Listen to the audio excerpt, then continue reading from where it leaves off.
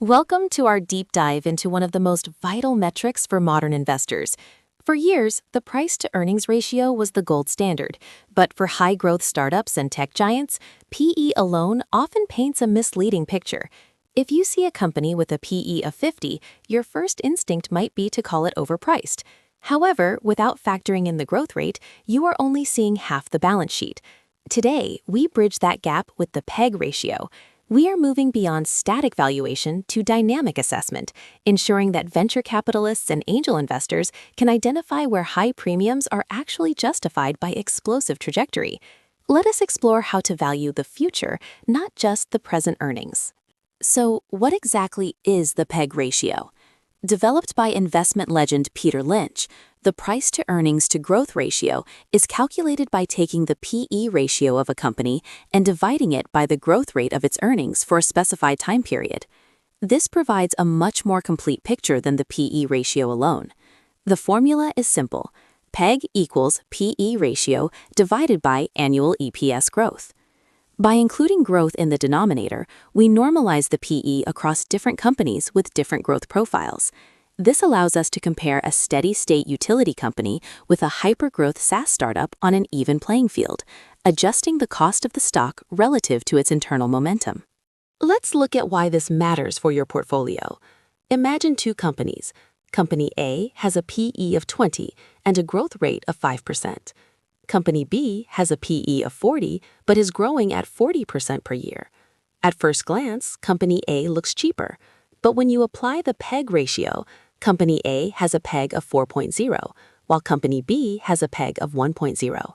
In this scenario, Company B is actually the better value because you are paying less per unit of growth. For VCs and angel partners, this is the aha moment. A high PE is often a reflection of the market's optimism, but the PEG ratio tells you if that optimism is backed by actual performance data. To calculate PEG effectively, you need three pieces of data: the current share price, the earnings per share, EPS, and the expected growth rate. First, find the PE by dividing price by EPS. Second, determine the growth rate. You can use trailing growth from the last 12 months, or more commonly for VCs, forward-looking projected growth for the next 3 to 5 years. For instance, if a stock is at $100 with $5 EPS, the PE is 20. If analysts expect 20% growth, your PEG is 1.0. If growth is only 10%, your PEG jumps to 2.0. Precision in estimating that growth rate is where the real due diligence happens in investment circles. What does the final number actually tell you? Generally, a PEG ratio of 1.0 is considered fair value, representing a perfect correlation between the stock's price and its expected growth.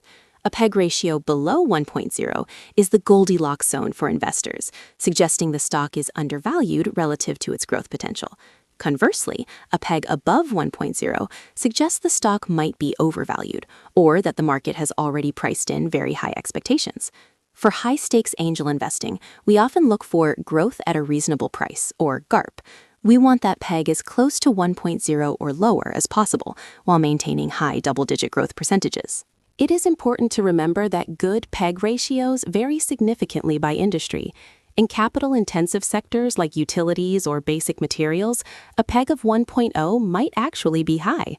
However, in the technology or biotech sectors, where 30% to 50% year-over-year growth is common, investors often tolerate PEGs of 1.5 or even 2.0. Venture capitalists focusing on SaaS might prioritize a higher PEG if the rule of 40 is met.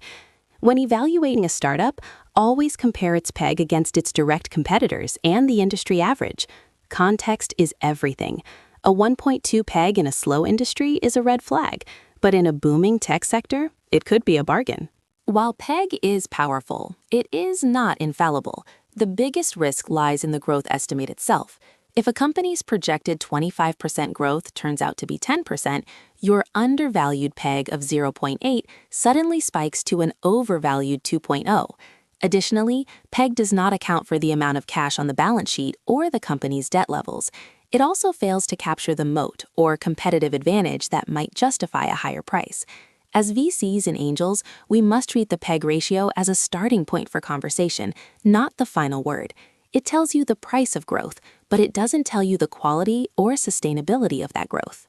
In conclusion, the PEG ratio is an indispensable tool for anyone looking to invest in growth. By correlating the PE ratio with earnings growth, it provides a multi-dimensional view of a company's value. Use it to filter out overhyped stocks and find hidden gems that are growing faster than their price suggests. For your next pitch or valuation, ask, is the PEG justified by the total addressable market? And how sensitive is this valuation to a 5% drop in growth?